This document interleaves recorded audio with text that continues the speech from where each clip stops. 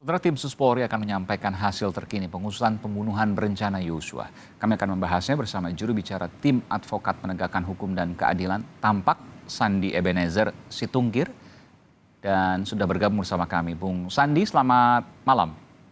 Selamat malam, Mas Aiman. Apakah Anda setuju dengan apa yang kemudian disampaikan oleh Pak Mahfud MD? Kelompok Irjen Sambo membentuk seperti kerajaan di Polri, ini luar biasa. Ya, saya kira kalau Menko Polhukam menyampaikan seperti itu, saya kira itu belum cukup gitu ya. Bahkan belum cukup itu? Tidak cukup, Mas Aiman. Karena Menko Polhukam itu adalah penyelenggara negara gitu ya.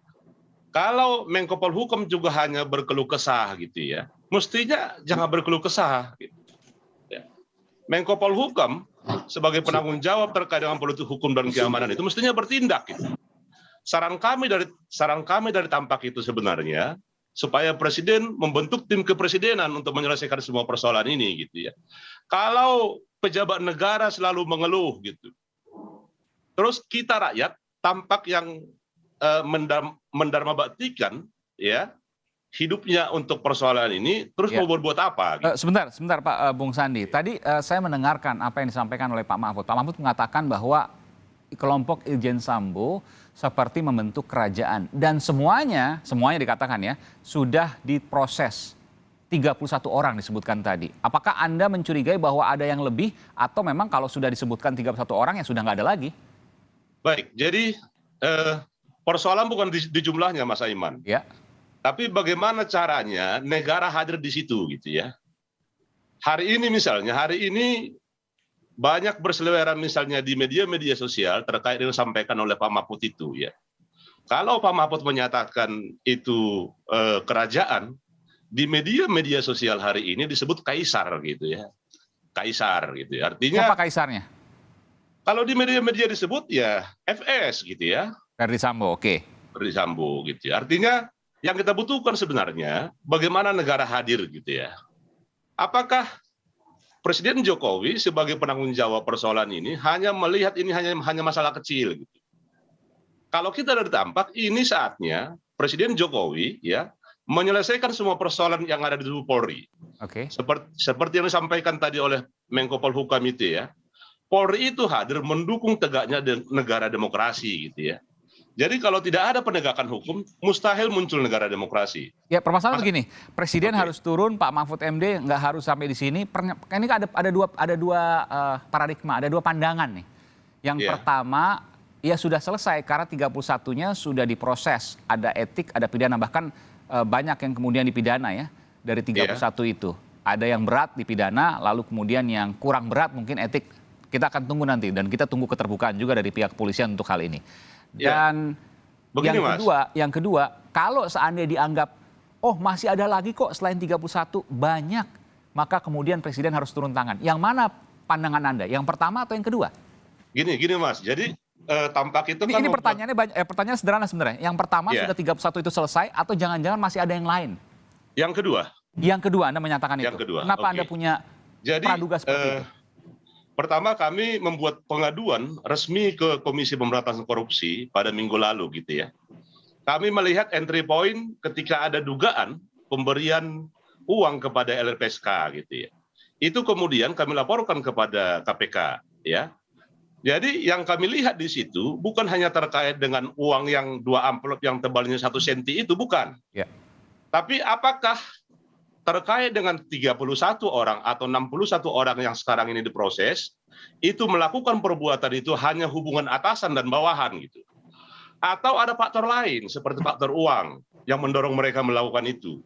Kemudian kalau ada 30 sekian, ada 60 sekian gitu ya, itu berarti kan uang itu kan dari mana gitu ya. Sumbernya dari mana? Nah, hari-hari ini, 2 minggu terakhir ini seperti yang disampaikan Mas Aiman tadi itu, bagaimana masif gitu ya, pemberantasan judi di Polda Sumut, di Polda Sumbar gitu ya. Apakah ini ada efeknya dari kasus ini? Nah, kalau Kapolri yang mengerjakan itu, saya kira tidak akan jelas gitu ya. Tapi kalau misalnya Presiden Jokowi membentuk tim kepresidenan gitu ya terkait dengan persoalan ini, saya kira itu akan meningkatkan citra Polri ke depan. Tawaran kami 2 hari yang lalu adalah dari Tampak itu meminta kepada Kapolri membentuk majelis persidangan etik yang independen. selama ini kan persidangan etik di polisi itu hanya diwakili oleh polisi gitu ya. Ini peradilan, Bos, kan? Peradilan itu harus independen. Walaupun etik internal kepolisian. Sekarang kita lihat misalnya di Mahkamah Agung dan Komisi Yudisial gitu ya. Hakim yang diduga melakukan kesalahan, ada panel ad hoc antara Komisi Yudisial dan Mahkamah Agung. Mahkamah Konstitusi ada pelanggaran etika, Mahkamah Konstitusi membentuk ad hoc yang terdiri dari hakim Mahkamah Konstitusi dan masyarakat gitu. Nah, ini sekarang saatnya gitu. Saatnya Polri melakukan itu. Ada ad hoc juga dari pihak luar yang dianggap independen dan ahli. Betul. Jadi kemarin itu misalnya contoh Mas Aiman, ketika misalnya AKBP Brotoseno, ya, faktanya Kapolri mau memperbaharui Perkap itu gitu. Kemudian ada mekanisme PK. Itulah kemudian alasan Kapolri untuk membuka persidangan kembali, kemudian melakukan pemberhentian kepada AKBP Brotoseno. Nah, ini di luar AKBP Brotoseno ini ada persoalan lebih besar. Kalau Kapolri tidak mau, saya kira saatnya Jokowi sebagai presiden, sebagai penanggung jawab dari negara ini harus turun, gitu Mas. Oke, jadi Anda mencurigai bahwa ada angka lebih dari 31 yang sudah, di luar 31, yang mungkin bagian dari kekaisaran Verdi Sambo, begitu ya? Jadi sederhana aja Mas Aiman, ya, sederhana Mas. Kita tidak mau misalnya kalau yang 31 sekian ini orang ini hanya dipandang sebagai pelanggaran etik dan pelanggaran menghalang-halangi penyidikan gitu. Tapi harus lebih jauh dari itu, apakah ada aliran dana kepada mereka ini sehingga tercipta skenario seperti itu. Karena begitu Mas. Dan semuanya akan terbongkar jelas tuntas. Harus tuntas Mas. Ini saatnya kita mencintai Polri ini. Karena Polri ini harus baik ke depan. Jelas, tuntas, dan satu lagi terbuka. Terbuka ini baik prosesnya maupun orang-orang yang ada di dalamnya supaya juga kemudian bisa dipantau. Bukan katakanlah misalnya ajang untuk intrik politik internal dan lain sebagainya. Iya, sangat betul Mas. Apa yang bisa Anda sampaikan di sini ketika kemudian Perkap ya, peraturan Kapolri misalnya belum memunculkan itu. Apakah Kapolri harus segera mengubah itu untuk kemudian memproses etik secara terbuka dengan tim ad hoc yang ahli dan independen? Ya, jadi Polri ini kita butuhkan Mas ya. Apapun ceritanya kita mencintai Polri yang baik dan benar gitu ya.